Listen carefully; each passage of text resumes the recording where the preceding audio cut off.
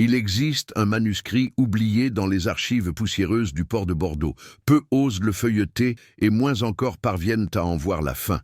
Daté du 28 août 1791, ces premières lignes sont un présage d'horreur. 11 propriétaires y imploraient une fin miséricordieuse. Une seule femme leur a refusé ce réconfort. Avant de plonger dans ce récit qui défie l'entendement, nous vous prions de vous abonner à notre chaîne et de nous indiquer dans les commentaires d'où vous nous suivez aujourd'hui. Nous voulons savoir jusqu'où voyagent ces mémoires obscures. Nous étions dans la 8e décennie d'une prospérité bâtie sur le sang et les larmes dans le sud de la France. Cette région, avec ses terres cultivées à perte de vue, brillait comme l'une des plus lucratives du royaume français. Sa richesse, cependant, dissimulait un coût qui, pendant longtemps, fut balayé sous les tapis de l'histoire officielle. Dans les collines de Provence, à quelques lieues seulement de la côte où les navires déversaient leurs cargaisons humaines, se dressait le domaine connu sous le nom de Bellerive. À la différence des immenses latifundia du littoral, Bellerive occupait une étendue plus modeste, 320 arpents de terre fertile, nichés dans une vallée où la brume matinale se refusait à se dissiper avant midi passé. Son avantage stratégique ne résidait pas dans sa taille, mais dans son abondance. 3 cours d'eau traversaient ces terres, assurant une irrigation perpétuelle. Le manoir principal dominait le paysage depuis le sommet d'une colline artificielle érigée 50 ans auparavant. Ses murs, d'une épaisseur supérieure à 1 mètre, gardaient l'intérieur frais lors des journées étouffantes, mais créaient aussi une atmosphère claustrophobe et pesante. Les fenêtres étaient davantage des meurtrières fortifiées que des ouvertures pour l'éclairage, étroites et protégées par des grilles de fer. Autour de la résidence centrale se déployait toute une infrastructure d'exploitation, des habitations pour les captifs organisées en lignes géométriques, des entrepôts, le moulin avec son immense roue actionnée par le courant, des écuries et dissimulées par le feuillage au fond du terrain, les cachots souterrains pudiquement nommés « salles de discipline ». En l'an 1788, Bellerive appartenait à un consortium de 11 hommes. Cet arrangement inhabituel était le fruit de 3 générations d'héritages compliqués, de mariages calculateurs et d'endettements successifs. Ces 11 associés formaient une alliance fragile, cimentée par la cupidité, mais rongée par la suspicion réciproque. Ils provenaient de Bordeaux, du Havre et de Nantes, les ports qui avaient multiplié leur fortune grâce au commerce humain.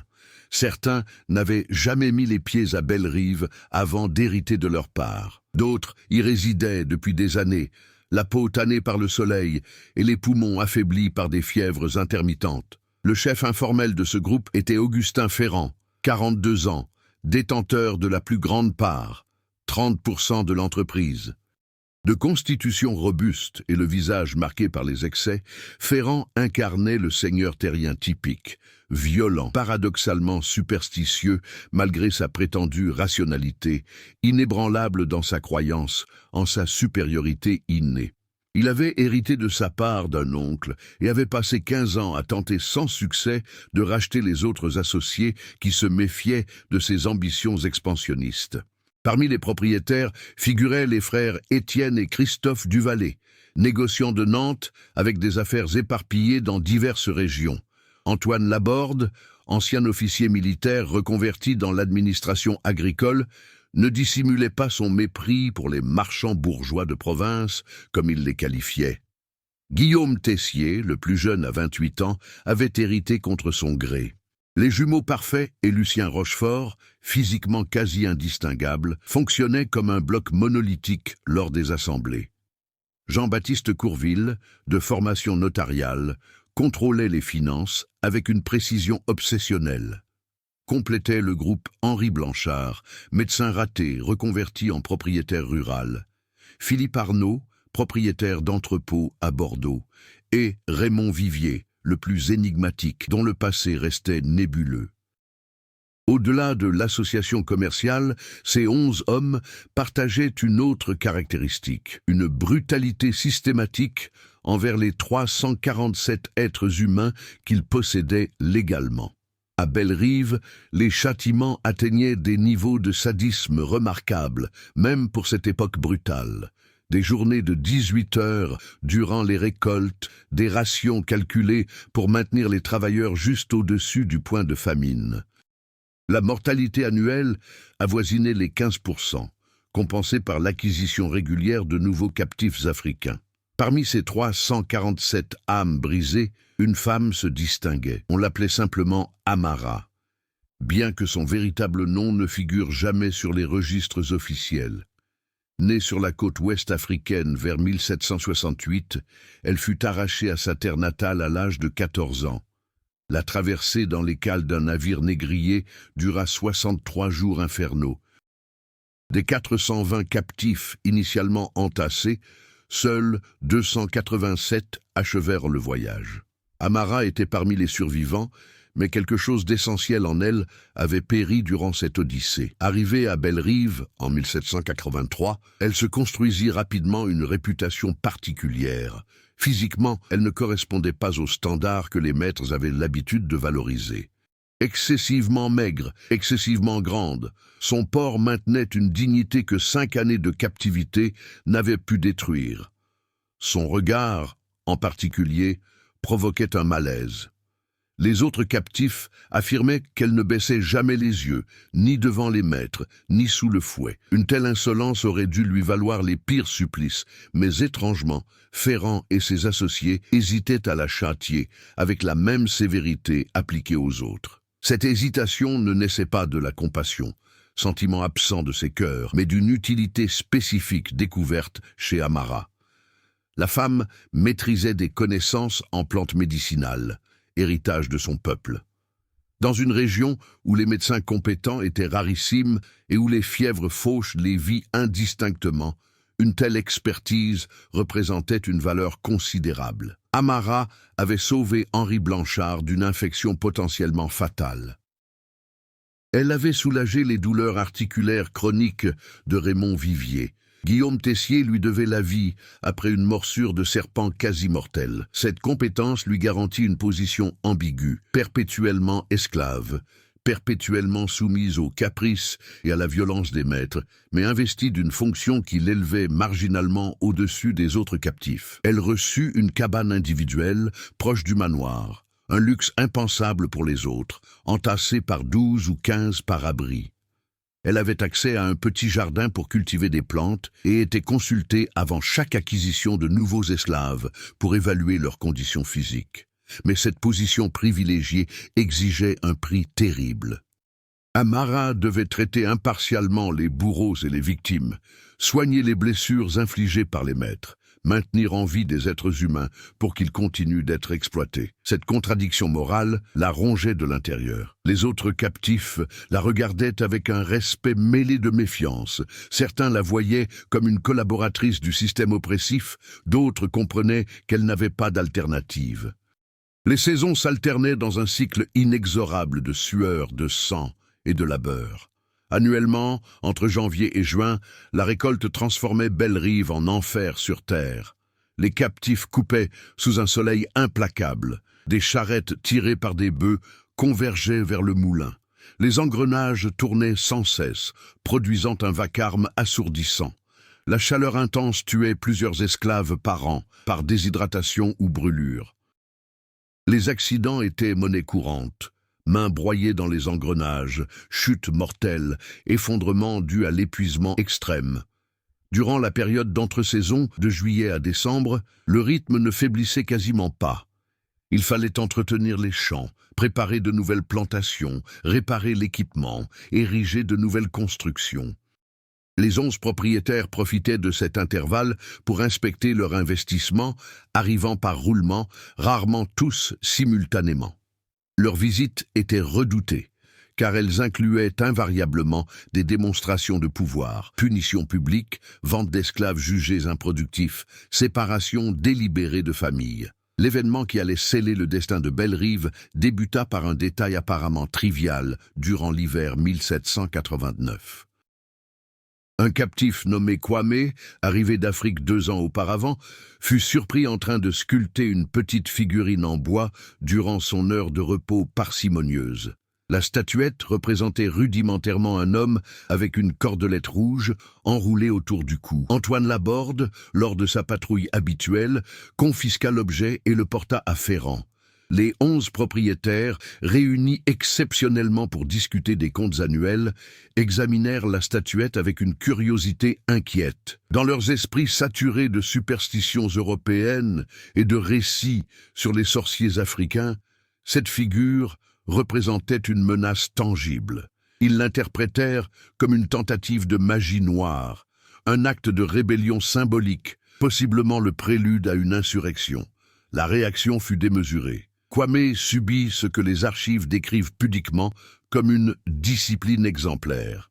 En réalité, il fut fouetté jusqu'à perdre connaissance, puis enfermé dans un cachot souterrain sans eau ni nourriture pendant 3 jours. Quand on l'en retira, son esprit était brisé. Il ne parlait plus, ne réagissait plus aux commandements, restait recroquevillé dans un coin de sa cabane, le regard perdu dans le vide. Ce qui troubla véritablement les maîtres, ce ne fut pas la condition de Kwame, mais la réaction des autres captifs. Un silence anormal s'abattit sur le domaine. Plus aucun chant ne résonnait dans les champs, plus aucune conversation ne résonnait entre les cabanes le soir.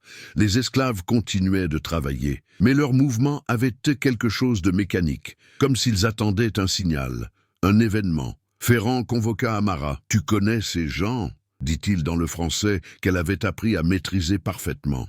« Mais que se passe-t-il? Trame-t-il quelque chose ?»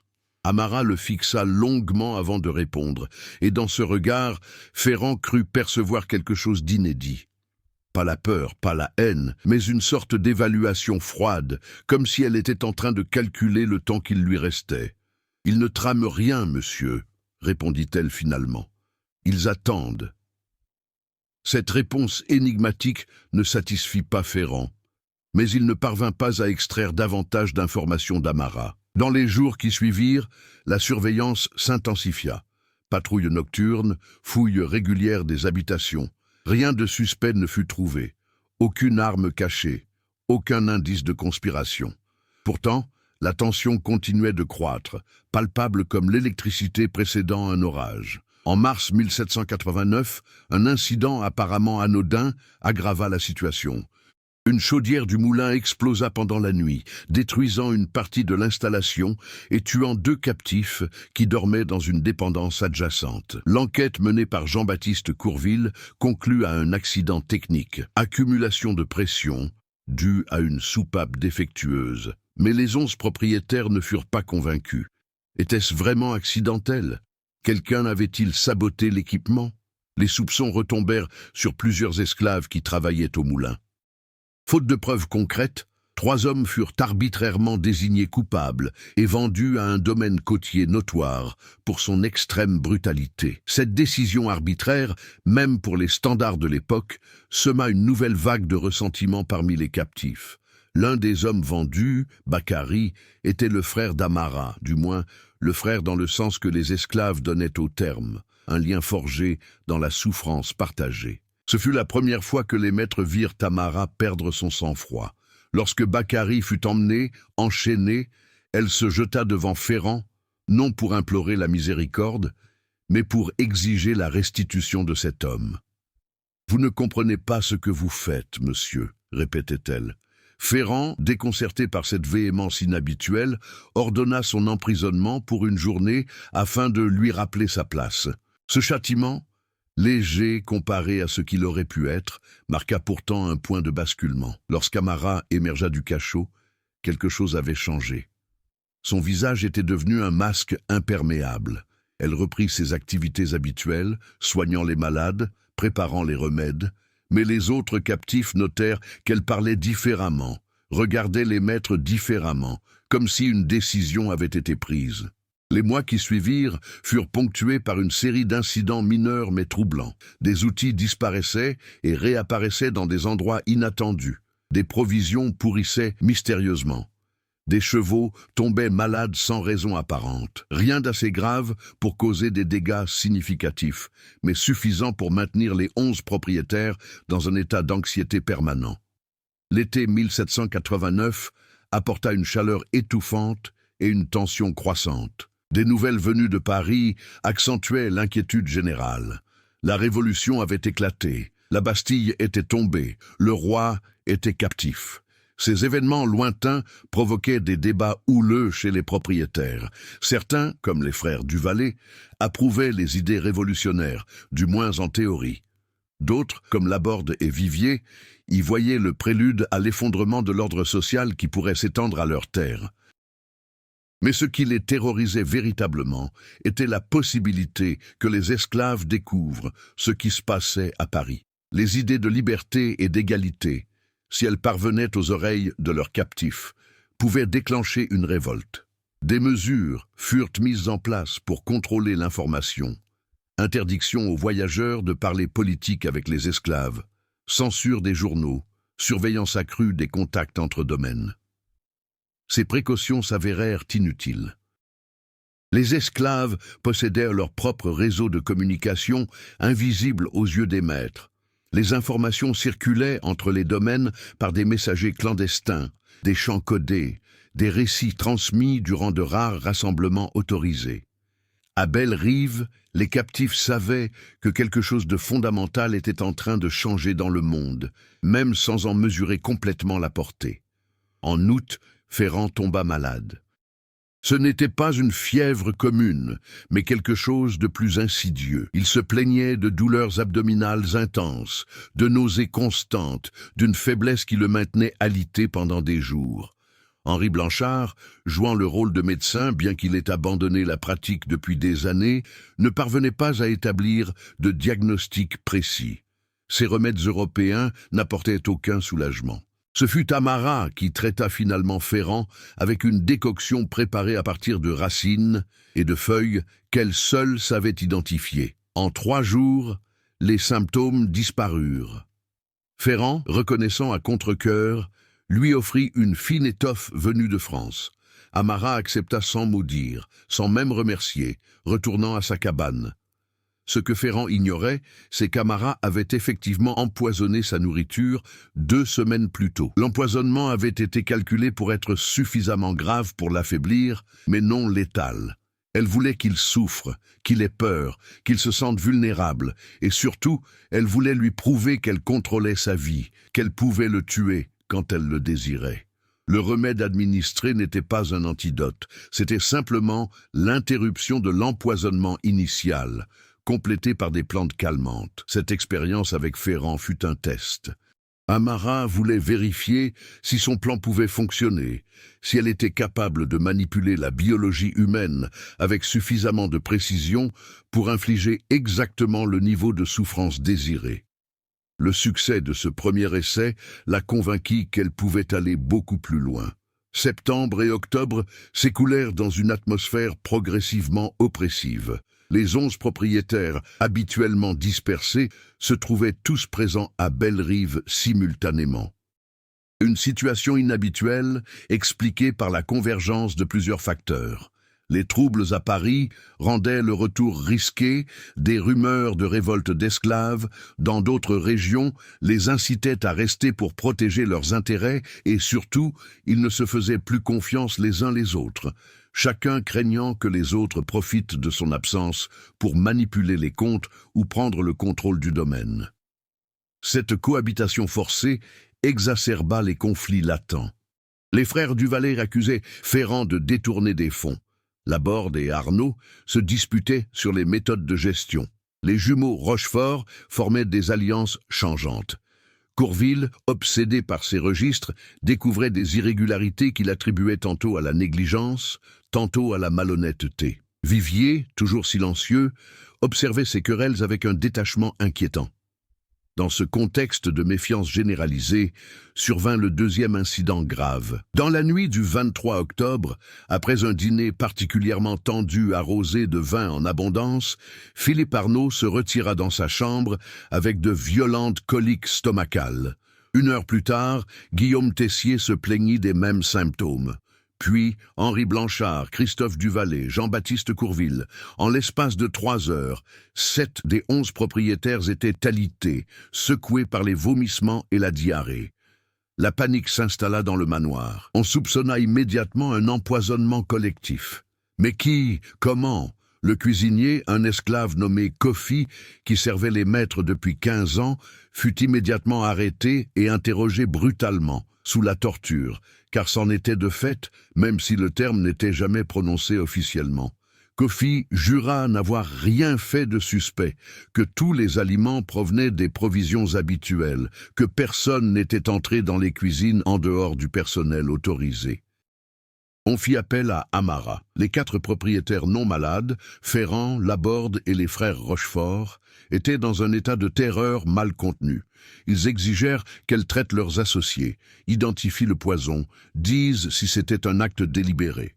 Amara examina les malades individuellement, demanda ce qu'ils avaient mangé et bu, tâta leur ventre gonflé, observa leurs vomissements. Après 1 heure d'examen, elle rendit son verdict. Intoxication alimentaire, probablement causée par de la viande avariée. Ce n'était pas un poison au sens criminel, juste une négligence dans la conservation des aliments. Cette explication tranquillisa partiellement les propriétaires, mais laissa des doutes. Comment 7 hommes étaient-ils affectés et 4 non? Amara expliqua que les 7 malades avaient consommé le ragoût servi en entrée, tandis que les 4 autres avaient préféré les volailles. La logique de cette explication était irréfutable, d'autant plus qu'Amara commença immédiatement à traiter les malades avec des remèdes qui se révélèrent efficaces. En 2 jours, tous étaient rétablis, affaiblis, mais vivants. Kofi fut relâché avec des excuses minimales. Les provisions furent inspectées avec plus de rigueur. La vie à Bellerive reprit son cours normal, ou du moins, c'est ce que les maîtres pensèrent. Car en réalité, Amara venait d'exécuter la 2e phase de son plan. Elle n'avait pas empoisonné la nourriture au hasard. Elle avait sélectionné 7 cibles spécifiques, les 7 hommes qu'elle jugeait psychologiquement les plus faibles, les plus susceptibles de céder sous la pression. Le poison utilisé n'était pas mortel, mais suffisamment violent pour terrifier. Et surtout, elle avait planté dans leurs esprits la graine du doute. Quelqu'un voulait leur mort. Les semaines qui suivirent l'intoxication collective furent marquées par une paranoïa croissante chez les 11 propriétaires. Ils avaient survécu à cette épreuve, mais la fragile confiance qui les unissait s'était définitivement brisée. Chacun soupçonnait les autres de tentatives d'assassinat déguisées. Les repas en commun cessèrent. Chaque homme faisait désormais préparer sa nourriture séparément par un esclave différent, certains allant jusqu'à goûter chaque plat avant de le consommer. Cette atmosphère de suspicion généralisée servait parfaitement les objectifs d'Amara. Plus les maîtres se méfiaient les uns des autres, moins ils prêtaient attention à ce qui se passait réellement autour. Elle put ainsi poursuivre ses préparatifs sans éveiller les soupçons. Son jardin de plantes médicinales se diversifiait discrètement. Elle recueillait des racines, des écorces, des feuilles qu'elle séchait et conservait dans des pots en terre cuite soigneusement étiquetés. Officiellement, c'étaient des remèdes pour soigner les captifs malades. En réalité, elle était en train de constituer un arsenal toxicologique d'une sophistication remarquable.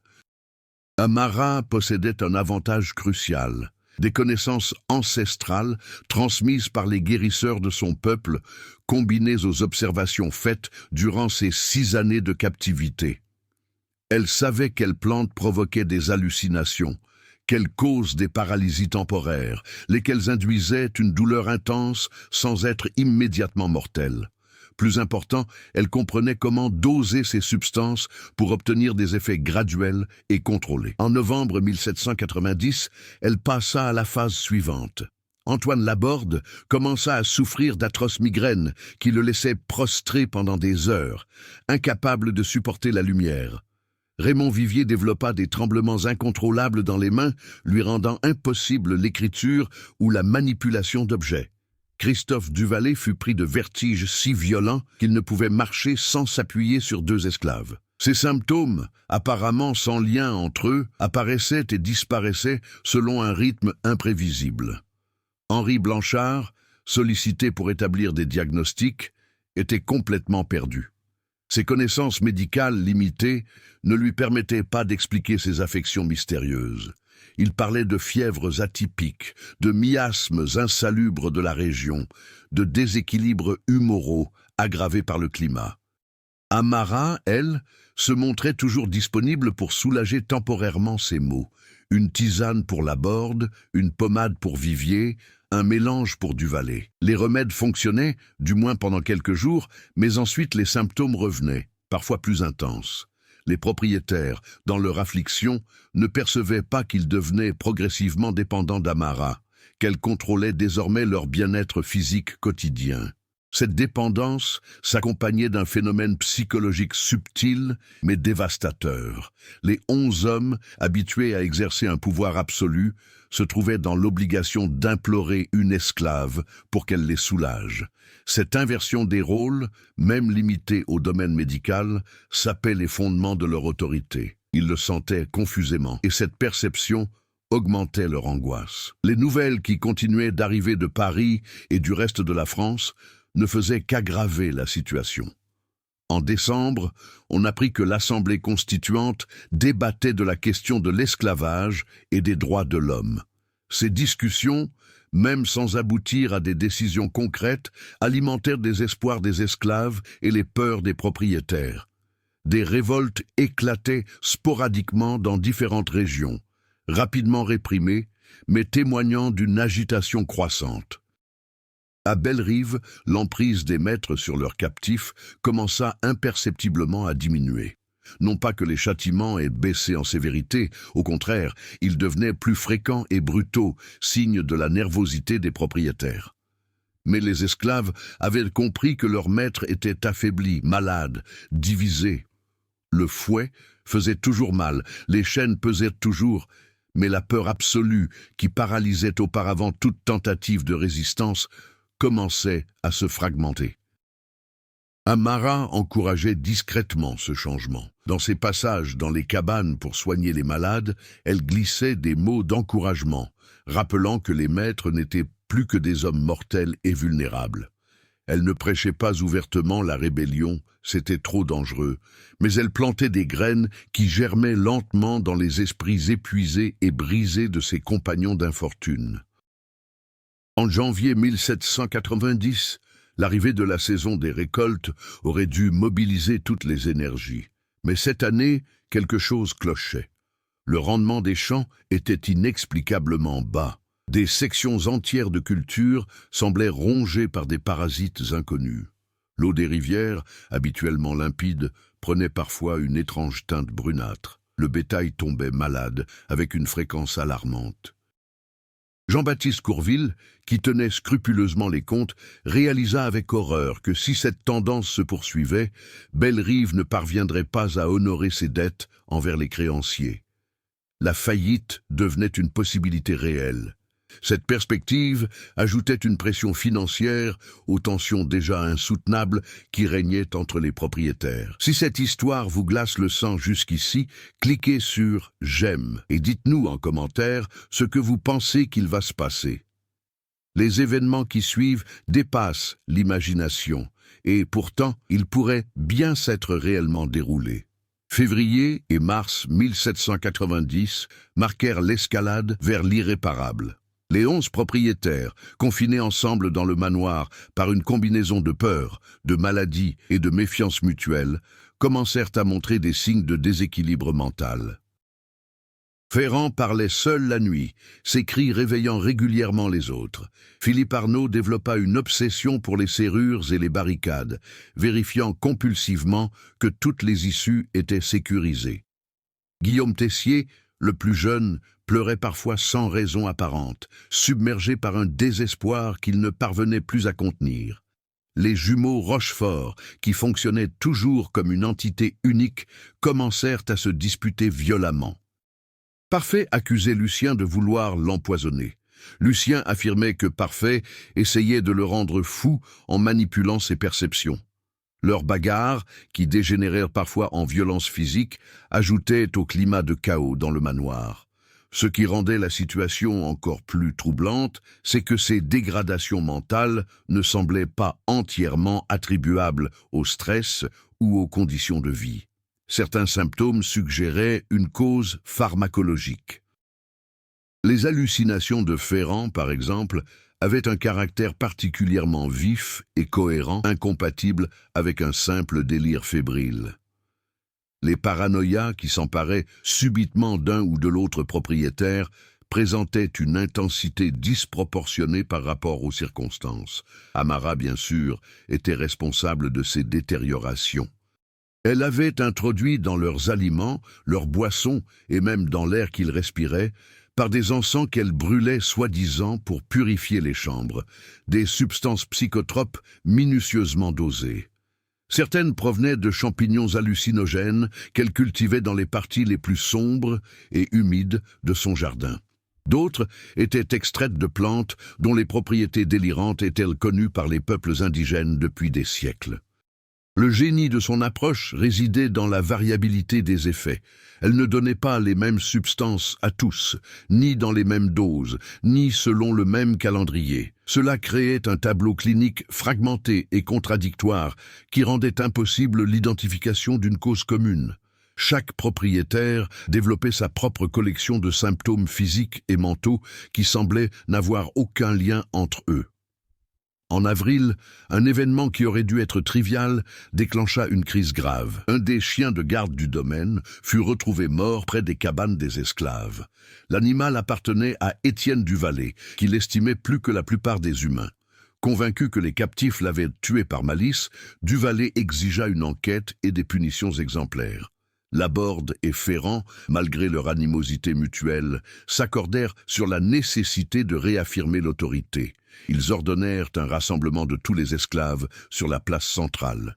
Pendant des heures, sous un soleil de plomb, les 347 captifs durent rester debout en silence, tandis que les maîtres les interrogeaient, les menaçaient, les fouillaient.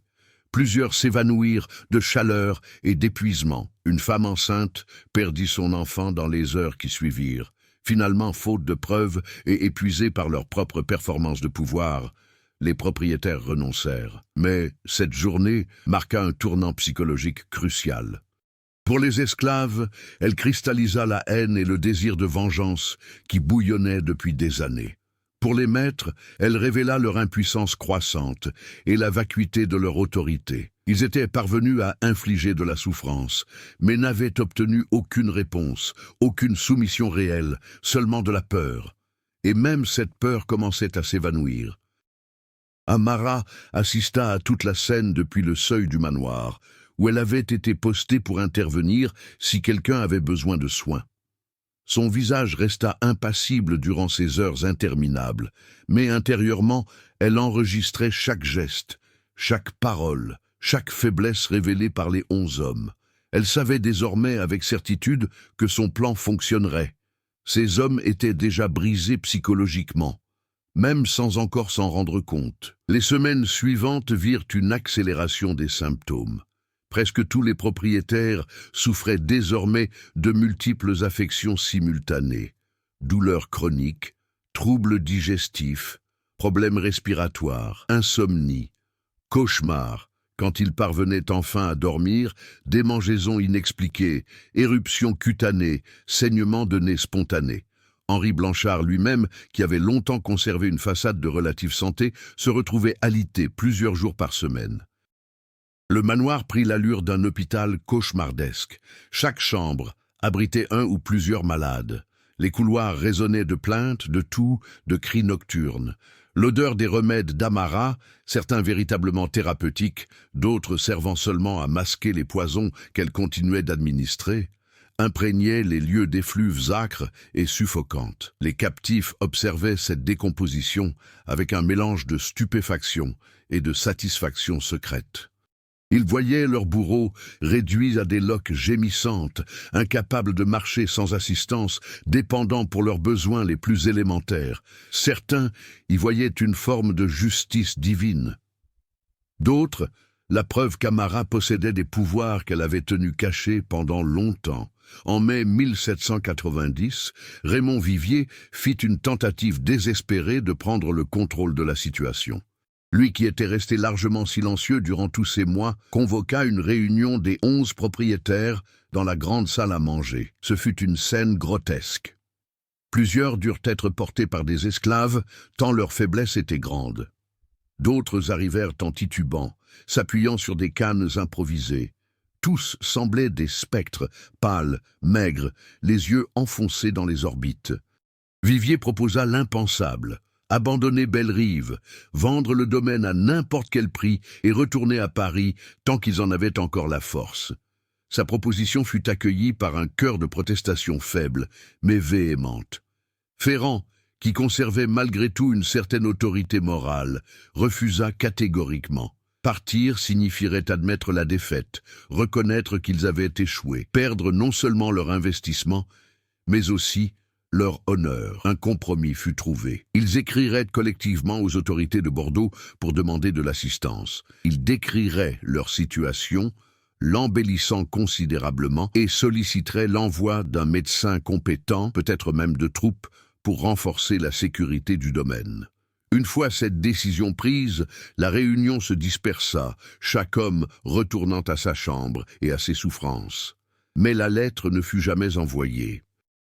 Jean-Baptiste Courville, chargé de la rédiger, tomba en fièvre délirante cette même nuit et fut incapable de tenir une plume pendant plusieurs jours. Lorsqu'il récupéra suffisamment, les autres avaient oublié ou n'avaient plus la force d'insister. L'inertie de la maladie et du désespoir avait prévalu. Le 28 août 1791, presque 2 années exactes après le début de son plan, Amara décida que le moment était venu de conclure. Ce ne fut pas une décision impulsive, mais le fruit d'une préparation méticuleuse et d'une patience extraordinaire. Elle avait passé ces 2 années à détruire systématiquement la santé physique et mentale des 11 propriétaires, à les isoler du monde extérieur, à s'assurer qu'ils étaient complètement dépendants d'elle. Ce matin-là, elle prépara un petit déjeuner spécial. Dans le thé servi à chacun des 11 hommes, car ils prenaient désormais leur repas séparément dans leurs chambres respectives, elle incorpora une dose massive d'un mélange qu'elle avait perfectionné au fil des mois. Ce n'était pas un poison mortel, du moins pas immédiatement. C'était quelque chose de bien plus terrifiant, un paralysant progressif combiné à un amplificateur de douleur. En l'espace d'1 heure, les 11 propriétaires se trouvèrent dans un état identique. Ils conservaient leur pleine conscience, leur capacité de voir, d'entendre, de sentir et de ressentir. Mais ils ne pouvaient plus bouger, pas un seul muscle, pas même pour cligner des yeux. La paralysie était totale. Leur corps était devenu des prisons, et surtout chaque sensation douloureuse, et elles étaient nombreuses après des mois de maladies accumulées, était amplifiée à un niveau insupportable. Amara attendit patiemment que les effets atteignent leur apogée. Ensuite, elle commença une ronde méthodique, visitant chaque chambre successivement. Elle n'était pas pressée. À chaque homme, elle expliqua calmement et avec précision ce qu'elle avait fait, comment elle l'avait fait, et surtout, pourquoi elle l'avait fait. « Vous souvenez-vous de Kwame ?» dit-elle à Ferrand, son premier arrêt. « L'homme que vous avez brisé à cause d'une simple statuette en bois. Il est mort 3 mois après ce que vous lui avez fait. Il s'est pendu dans sa cabane. Vous ne l'avez même pas remarqué. Pour vous, ce n'était qu'un esclave de moins, une perte comptable mineure. » Elle le fixa longuement, observant les larmes d'impuissance qui coulaient des coins de ses yeux immobiles. À l'aborde, elle parla de Bakary, l'homme qu'elle considérait comme son frère. « Vous l'avez vendu au domaine des Marais. Savez-vous ce qui s'est passé là-bas? Il a tenu 6 semaines. 6 semaines à être fouetté quotidiennement, affamé, forcé de travailler 20 heures par jour. Quand il est mort d'épuisement, ils l'ont jeté dans une fosse commune avec d'autres cadavres, sans nom, sans sépulture, comme s'il n'avait jamais existé. Aux frères du Valais, elle décrivit les enfants qu'ils avaient fait vendre séparément de leur mère, les familles qu'ils avaient délibérément démembrées pour des raisons de rentabilité. À Guillaume Tessier, Elle rappela la femme enceinte qui avait perdu son bébé durant le rassemblement d'avril. C'était son épouse, à lui, Tessier, dans un mariage d'esclaves que les maîtres ne reconnaissaient pas mais qui était pourtant si réel pour celui qui le vivait. Chambre après chambre, homme après homme, Amara faisait l'inventaire de leurs crimes. Et à chacun, elle expliquait qu'elle aurait pu les tuer facilement, qu'elle avait eu d'innombrables occasions de mettre fin à leur vie. « Mais la mort aurait été une miséricorde que vous ne méritez pas, dit-elle. La mort aurait été trop rapide, trop simple. » Ayant achevé sa ronde, Amara réunit les esclaves de Bellerive sur la place centrale. 347 âmes brisées, certaines depuis des décennies, d'autres depuis quelques mois, mais toutes marquées par la même souffrance indicible. Elle leur expliqua ce qu'elle avait fait, ce qui se passait dans le manoir. Elle leur offrit un choix. « Nous pouvons les tuer maintenant, dit-elle. Nous pouvons mettre fin à leur souffrance et à la nôtre. Nous pouvons incendier ce domaine et fuir vers les montagnes, rejoindre ceux qui vivent libres dans les hauteurs, ou nous pouvons faire autre chose. » Le silence qui s'ensuivit était chargé d'une intensité presque palpable. Finalement, une vieille femme nommée Nia, esclave depuis plus de 40 ans, prit la parole. « Que proposes-tu, Amara ? » « Je propose que nous les maintenions en vie, » répondit Amara. « Que nous les maintenions exactement comme ils sont maintenant, paralysés, conscients, souffrants, que nous les nourrissions juste assez pour qu'ils ne meurent pas de faim, que nous prenions soin de leur corps pour éviter que les escarres et les infections ne les tuent trop vite, et que nous les maintenions ainsi pendant des mois, peut-être des années, le plus longtemps possible. » La proposition était si monstrueuse, si radicalement cruelle, qu'elle laissa l'assemblée muette. Mais graduellement, des voix commencèrent à s'élever en sa faveur. Ceux qui avaient perdu des enfants, des conjoints, des frères, des sœurs, ceux qui portaient sur leur dos les cicatrices de milliers de coups de fouet, ceux qui avaient vu leurs compagnons mourir d'épuisement, de maladie, de désespoir. Pour eux, l'idée qu'une mort rapide soit accordée à leur bourreau était insupportable. Le vote, si l'on peut appeler cela ainsi, fut unanime. Les 11 propriétaires resteraient en vie, maintenus dans leur état de paralysie consciente le plus longtemps possible. Amara avait déjà calculé qu'avec des soins appropriés, ironiquement, les mêmes compétences médicales qu'elle avait utilisées pour les empoisonner, elle pourrait les maintenir ainsi pendant des mois, peut-être même une année entière. Ce qui s'ensuivit est peut-être la période la plus troublante de toute cette histoire déjà terrible. Les esclaves de Bellerive se transformèrent en geôliers soignants de leurs anciens maîtres. Ils les nourrissaient avec des tubes, les lavaient, changeaient leurs draps, retournaient leur corps pour éviter les escarres. Mais ils le faisaient sans tendresse, sans pitié, avec la même efficacité mécanique qu'ils appliquaient à l'entretien d'un objet. Et durant ce temps, ils parlaient. Oh, comme ils parlaient! Ils racontaient leur vie, leurs souffrances, leurs pertes. Ils s'asseyaient dans les chambres où gisaient les propriétaires paralysés et leur lisaient les noms des esclaves morts sous leur autorité. Des centaines de noms accumulés au fil des ans. Chaque nom était accompagné d'une brève description. Comment cette personne était morte, ce qu'elle avait enduré, ce qu'elle avait été avant d'être réduite en esclavage. Les 11 hommes ne pouvaient répondre, ne pouvaient fermer les yeux, ne pouvaient s'échapper dans l'inconscience. Ils devaient écouter, absorber chaque mot, chaque accusation, chaque témoignage. Des larmes coulaient de leurs yeux immobiles, la seule réaction physiologique que la paralysie n'empêchait pas complètement. Amara supervisait tout avec une attention presque maternelle. Elle ajustait les doses de ses poisons pour maintenir un équilibre parfait. Assez de paralysie pour empêcher tout mouvement, assez d'amplification de la douleur pour garantir la souffrance, mais pas excessive pour éviter un choc qui pourrait entraîner la mort. C'était un travail minutieux exigeant une vigilance constante. Les semaines passèrent ainsi. Le domaine de Bellerive continua étrangement de fonctionner. Les esclaves, de fait libérés de la supervision brutale de leurs maîtres, organisèrent le travail selon leurs propres termes. Les champs continuaient d'être cultivés, non par obligation, mais par nécessité pratique. Ils avaient besoin de nourriture, mais le rythme avait changé. Plus de journées de 18 heures, plus de punitions arbitraires, juste le travail nécessaire à la survie.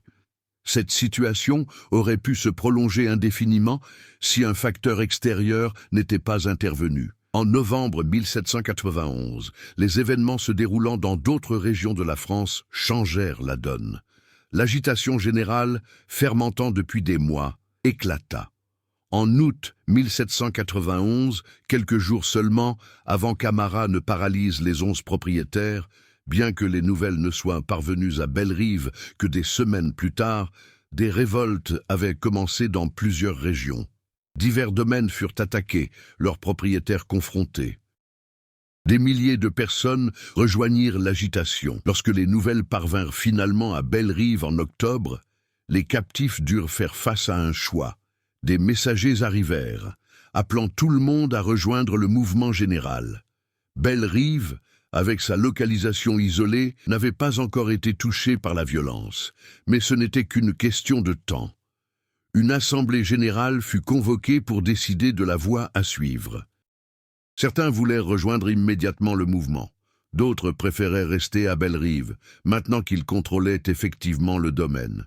Et certains, particulièrement ceux qui avaient vu leurs proches mourir sous les ordres des 11 propriétaires, insistaient pour continuer le régime de torture qu'Amara avait instauré. Amara elle-même resta silencieuse durant la majeure partie du débat. Quand on lui demanda finalement son avis, elle répondit avec une simplicité désarmante « Ces 11 hommes ne méritent pas de mourir rapidement, mais ils ne méritent pas non plus que nous sacrifions notre liberté nouvellement acquise pour les maintenir prisonniers. Je propose une solution. » La solution proposée par Amara avait une élégance terrible dans sa justice poétique. Les 11 propriétaires, toujours paralysés mais parfaitement conscients, seraient placés dans les cachots souterrains qu'ils avaient fait construire pour punir les esclaves récalcitrants. Ces cachots, de petites cellules creusées dans la roche, étaient humides, sombres, à peine assez grandes pour qu'un homme puisse se tenir debout. Des dizaines d'esclaves y avaient été enfermés au fil des ans, parfois pendant des semaines, jusqu'à ce que leur esprit soit brisé ou que leur corps cède. Les 11 hommes furent descendus un par un dans ces cachots. Ils furent allongés sur le sol de pierre froid et humide. On leur laissa juste assez de nourriture et d'eau pour survivre quelques jours. Des tubercules crus, de l'eau trouble dans des récipients en terre cuite. Puis, les portes furent refermées et scellées. Avant de fermer chaque porte, Amara prononça une phrase identique. « Vous nous avez imploré de vous tuer. J'ai refusé, et je vous ai donné quelque chose de pire que la mort. Le temps de réfléchir à ce que vous avez fait dans l'enfer même que vous avez créé pour nous. L'effet de la paralysie, elle le savait, s'estomperait progressivement au cours des jours suivants. Les 11 hommes retrouveraient l'usage de leurs membres, la capacité de bouger. Mais dans ces cachots obscurs, seuls, sans aucun moyen de s'échapper, cette récupération ne serait qu'une torture supplémentaire. Ils pourraient tâtonner dans le noir, chercher en vain une issue, crier sans que personne ne les entende. Les esclaves de Bellerive quittèrent le domaine le lendemain. Certains rejoignirent les forces combattant dans la région. D'autres s'enfoncèrent dans les montagnes pour rejoindre des communautés isolées. Certains tentèrent même de trouver un passage vers des zones encore contrôlées par les autorités, espérant se fondre dans la masse. Amara disparut sans laisser de traces. Certains témoignages ultérieurs suggèrent qu'elle rejoignit des groupes de résistance émergents durant cette période tumultueuse.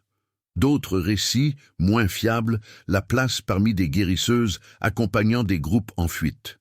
Mais aucune confirmation définitive n'existe. Comme tant d'autres participants de cette période chaotique, Amara se perdit dans le tourbillon. Quant aux propriétaires de Bellerive, leur destin reste enveloppé d'incertitudes.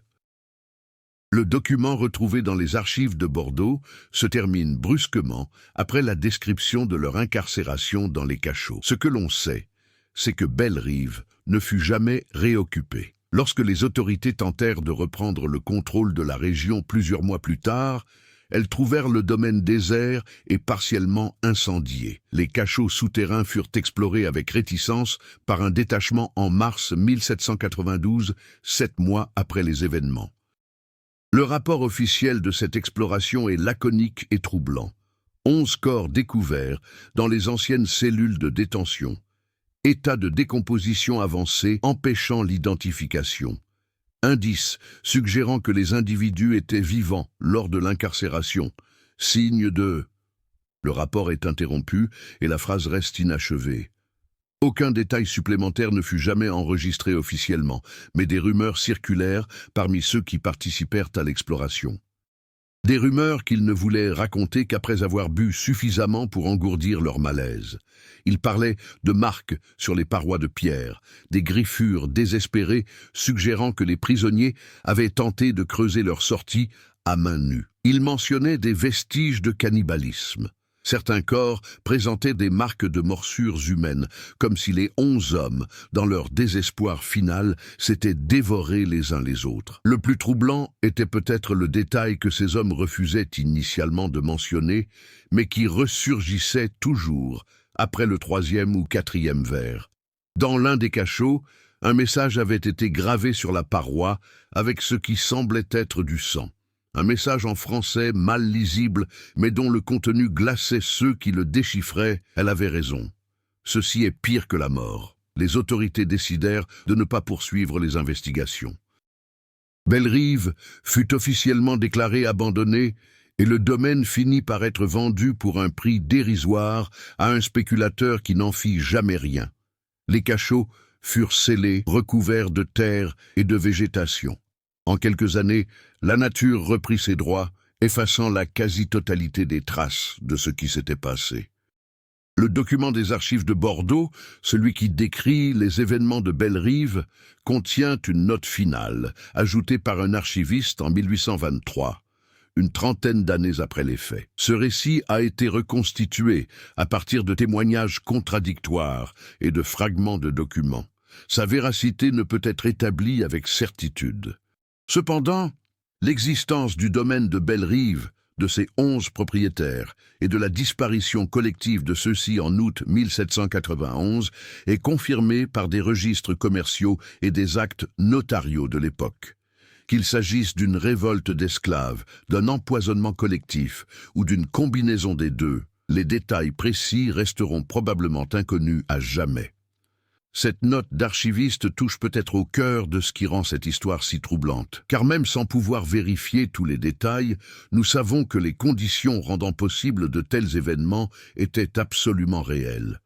Les domaines étaient des lieux de cruauté systématique. Les esclaves possédaient effectivement des connaissances sur les plantes et les poisons que les propriétaires ne comprenaient pas. Les révoltes de 1791 ont réellement eu lieu. Et par-dessus tout, nous savons qu'après des siècles d'oppression, certains opprimés ont développé une créativité vengeresse dépassant en horreur jusqu'aux tortures que leurs maîtres leur infligeaient. Non pas par sadisme inné, mais parce que la souffrance subie avait été si profonde, si totale, qu'elle transformait ses victimes en miroirs sombres de leurs bourreaux. L'histoire d'Amara et des 11 propriétaires de Bellerive nous confronte à une question inconfortable. Quelle est la limite de la justice légitime? Quand la vengeance cesse-t-elle d'être compréhensible pour devenir elle-même une forme de mal? Et surtout, dans un système aussi intrinsèquement pervers que l'esclavage, la notion même de justice a-t-elle encore un sens? Ces questions ne trouvent pas de réponse facile. Ce que nous savons, c'est que l'histoire de Bellerive, vraie ou partiellement inventée, témoigne d'une époque où l'humanité de certains était niée au profit de l'enrichissement d'autres, et que ce déni produisait inévitablement des monstruosités des deux côtés. Aujourd'hui, les ruines de ce qui fut peut-être Bellerive dorment quelque part dans les montagnes du sud de la France, perdues sous des décennies de végétation. Des explorateurs occasionnels affirment parfois avoir trouvé des vestiges correspondants, des fondations en pierre, des fragments de murs, des dépressions dans le sol qui pourraient être d'anciens cachots, mais rien de définitif n'a jamais été établi. Et peut-être vaut-il mieux ainsi. Certains lieux portent une malédiction qui n'a rien de surnaturel, simplement le poids de la souffrance humaine qui s'y est déroulée.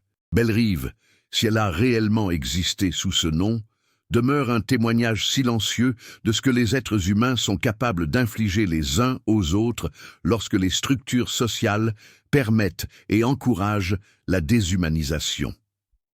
Vous venez d'entendre l'histoire de Bellerive, de ses 11 propriétaires et d'une femme nommée Amara, qui a refusé de leur accorder la miséricorde d'une mort rapide. Cette histoire vous a-t-elle glacé le sang?